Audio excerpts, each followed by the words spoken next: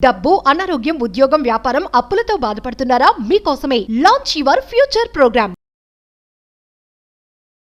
నమస్తే రమగారు. నమస్తే జయ. రమగారు, ఏదైనా ఇంట్రెస్టింగ్ ఉన్న స్టోరీ ఒకటి చెప్పండి అండి. 5 తలల నాగేంద్రుడు. ఓ, డిఫరెంట్ గా ఉంది కదా. విషయం పాతదే. ఓకే, కొత్త విషయాల మీద కథలు మేము చెప్పలేమమ్మా. అవి మీరు చెప్పాలి. మీరు ఎలాంటి స్టోరీ చెప్పినా ఓకే రమగారు. సరే, అంతే. ఇదివరకట ఒక ఊళ్ళో కిషోర్ అనే ఒక కుర్రాడు ఉండేవాడు. ఒంటరివాడు. ఏదో కొంచెం పర్వాలే, 10 రూపాయలు ఉన్నాయి వాడి దగ్గర. వాడికి దేశ విదేశాలు తిరిగేయాలని చాలా కోరిక. ఒంటరిగా ఆ ఊరు ఈ ఊరు ఈ ఊరు ఆ ఊరు ఎన్నెన్నెన్నెన్నో తిరిగాడు. ఎవరిదో పడవ వెళ్తుంటే వాళ్ళ పడవకి వెళ్ళిపోయేవాడు, ఎవరిదో బండి వెళ్తుంటే ఆ బండికి వెళ్ళిపోయేవాడు. అన్ని ఊళ్ళల్లో వింతలు విడ్డూరాలు దేశ విదేశాలు తిరిగాడు.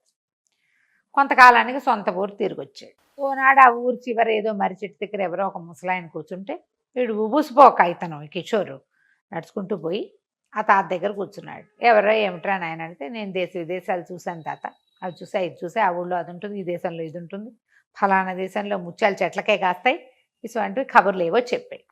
చెప్పేసరికి ఆయన అన్నాడు, ఇది ఇక్కడ చూడటానికి ఏముందిరా నాయన, మన లోకంలో మనం ఎన్నైనా చూస్తాం. భూమికి పైన 7 లోకాలు, భూమికి కింద 7 లోకాలు ఉన్నాయి. అధోలోకాలు చూస్తే గొప్ప, మన లోకంలో మనం చూడడానికి ఏముంది? బండి ఎక్కినా వెళ్తావు, బస్సు ఎక్కినా వెళ్తావు, ఏ సముద్రంలోనో వెళ్తావు, నడిచి వెళ్ళినా ఏదో ఒక వింత విడ్డూరం కనపడుతుంది కదా, అంతేగా లోక సహజంగా అనేసరికి వీడికి అసనిఘాతంగా తగిలింది. అది ఏమిటి చూసిన దానికి ఏమి లేదా విలువ, చూడండి ఏదో ఒకటి ఉందని చెప్తున్నాడు తాత, చూద్దాం అనుకున్నాడు. అధోలోకాలకి ఎలా వెళ్ళాలి? భూమి కింద 7 లోకాలు ఉన్నాయి. అతల వితల తలాతల ససాతల పాతాళని ఉన్నాయి మొత్తానికి. అతలము అతల వితల సుతల తలాతల రసాతల పాతాళాల మధ్యలో ఒక పేరు ఎగరగొట్టినట్టున్నాను నేను. మొత్తానికి 7. సరే, ఏమైంది? వాళ్ళని వెళ్ళి అడిగితే భూమికి రంధ్రాలు ఉన్నప్పుడు ఆ రంధ్రంలోంచి వెళ్తే, బిలంలోకి వెళ్తే బిలంలోంచి మనం కింద లోకాల్లోకి వెళ్తామని చెప్పారు. సరే, ఏమైంది? ఈ అబ్బాయి ఏదో ఒక బిలంలో ప్రవేశిస్తుండేవాడు, అది కొంత మటుకు వెళ్ళి ఆగిపోయేది, మళ్ళీ బయటకు వచ్చేవాడు, ఇంకో బిలం చూసేవాడు. ఇట్లా వెళ్ళగా వెళ్ళగా వెళ్ళగా వెళ్ళగా వెళ్ళగా కొంతకాలానికి ఒక చోట ఒక అడవిలో ఒక కుర్రాళ్ళు ఎవరో చెప్పారు, ఇది పాతాళానికి డైరెక్ట్ దారిట, ఈ అడవిలోంచి ఈ గుహలోకి వెళ్తే అందులోకి వెళ్ళిన వాళ్ళు ఎవరూ తిరిగి రాలేదు. ఎంత దూరం వెళ్ళాలరా? ఏమో మాకేం తెలుసు, అది పాతాళానికి దారని చెప్తారు. ఇందులోకి దిగెళ్ళిన వాడు, ఆ గుహలోకి వెళ్ళి ఆ గోతుల్లోకి దిగెళ్ళిపోయిన వాడు ఒక్కడు వెనక్కి రాలా. మా తాత వెళ్ళాడు, వీళ్ళ ముత్తాత వెళ్ళాడు, వాడెవడో వెళ్ళాడని అందరి పేర్లు చెప్పారు. పోయి కనుక్కున్నాడు. కనుక్కుంటే అందులోకి వెళ్ళిన వాళ్ళు ఎవ్వరూ తిరిగి రాలేదు. చరిత్ర ఉంది. అక్కడి నుంచి కుర్రాడు ఏం చేశాడు, మన ఇక్కడ వెనకాల అడిగేవాడెవడు? ఫ్యామిలీ లేదు, వెళ్దాం, అదేదో చూడాలి. ఒక్కొక్కళ్ళకి ఆ ఎంతసేదం ఉంటుంది చూడు. వీడు వెళ్ళడం మొదలు పెట్టాడు లోపలికి. వెళ్ళగా వెళ్ళగా వెళ్ళగా వెళ్ళగా ఎక్కడికో ఏం వెళ్ళిపోతున్నాడో తెలియదు, వేడెక్కిపోవటం మొదలుపెట్టింది. కిందకి వెళ్ళే కొందికి అమిత వేడి. బాగా లోపలికి వెళ్ళేసరికల్లా ఒక వృద్ధుడుగా ఉన్న ఒక తాపసి కనపడ్డాడు. ఆ కాలుతోంది ఆ ఏరియా అంతా, మంటలు కూడా కనపడుతుంది.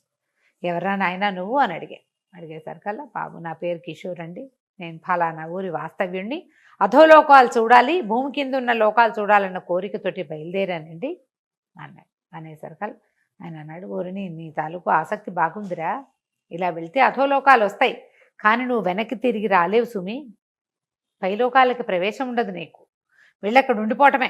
అంటే వీడేమన్నాడు, పైకి వెళ్ళి నేనేం చేస్తానండి, చుట్టవా పక్కవా అమ్మ నాన్న ఆస్తే పాస్తా నాకేం లేదు, బాగుంటే అక్కడే ఉండిపోతాను, కానీ చూడాలి ఊరిని అనేసరికల్లా ఆయనకి నవ్వొచ్చింది. సరేరా, మంచిది, ఇలాగే వెళ్ళిపో, అయితే ఇదిగో నా చెప్పులు వేసుకో, నీకు వేడి తెలీదు, దిగి వెళ్తూ ఉండు, నీకు ఒక్కొక్క లోకము కనపడుతుంది అన్నాడు.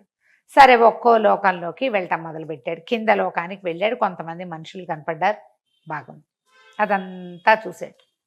మళ్ళీ ఈ పాత బిలం వైపుకి తిరిగి వచ్చి అందులోంచి మళ్ళా కిందకి నడవటం మొదలుపెట్టాడు. ఇక వెళ్ళగా వెళ్ళగా వెళ్ళగా వెళ్ళగా అన్నిటికంటే చిట్ట చివరి లోకానికి చేరాడు. అది పాతాళ లోకం. దాని నిండా పాములే, ఎంత అసహ్యంగా ఉందో. 5 లోకాల్లో అక్కడక్కడ కొంతమంది మనుషులు లాంటి వాళ్ళు కనపడ్డారు.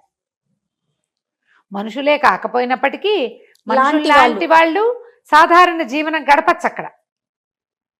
అక్కడ తినచ్చు, తాగొచ్చు, పడుకోవచ్చు, ఎవరితోటైనా సంభాషించవచ్చు. ఈ చివరి లోకంలోకి వస్తే అక్కడ తినేందుకు లేదు, తాగేందుకు లేదు. మనలాగా మామూలుగా తినేవాళ్ళు, పానం చెంబుతో మంచినీళ్ళు తాగేవాడు ఎవడూ లేడు అక్కడ. మొత్తం పాములే. విసిగిపోయాడు వీడు. ఇప్పుడు ఏం చెయ్యాలి? పైకి కూడా వెళ్ళలేను నేను. ఎక్కడ ఉంటే అక్కడ ఉండిపోవటమే. ఇప్పుడు పై దాంట్లో ఉండదలుచుకుంటే సరిపోను.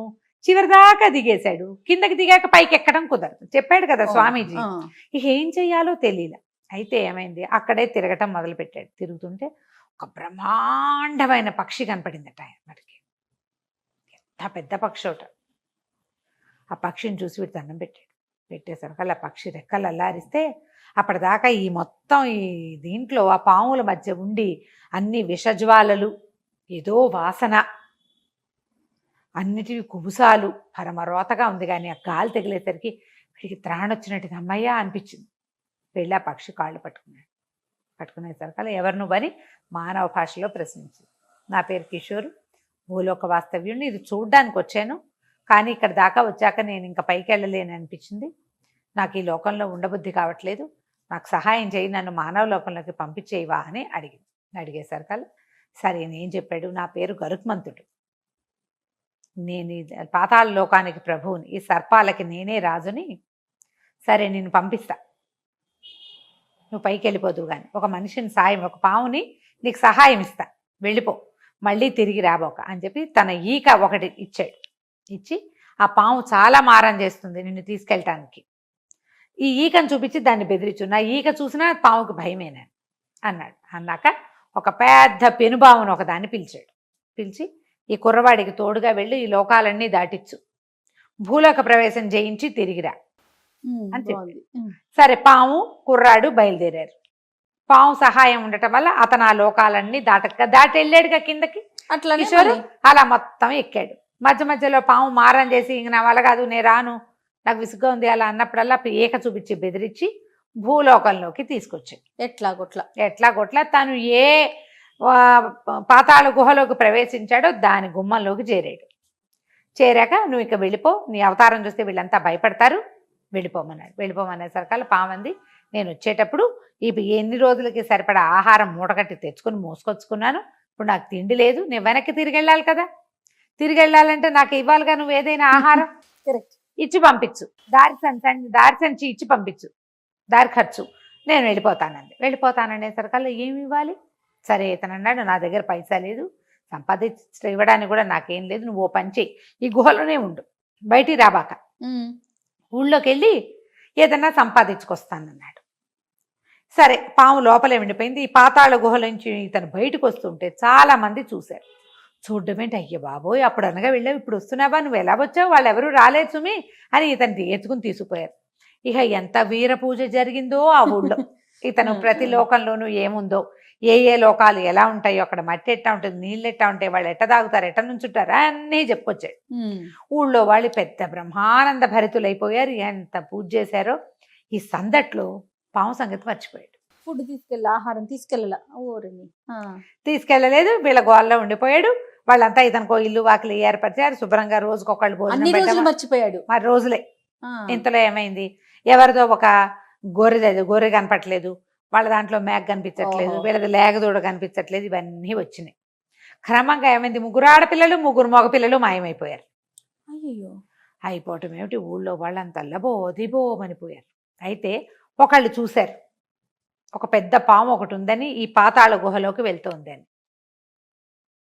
సరే అందరూ బయలుదేరారు. మొత్తం యువకులు వాళ్ళు వీళ్ళు చాలా మంది కత్తులు కటార్లు పుచ్చుకుని దాన్ని చంపేయటానికి పిల్లల్ని మింగేసింది అనుకున్నారు. పెనుబాము కనపడితే మింగేస్తాయి కదా ఈ కొండ సిలువలు లాంటివి. సరే అందరూ అక్కడ చేరేసరికి ఇతను అన్నాడు, మీరందరూ ఇక్కడ ఉండి నేను లోపలికి వెళ్ళి మాట్లాడతా, నేను ఇందులో నుంచే కదా వచ్చాను అనేసరికి వీళ్ళంతా ఒప్పుకున్నారు.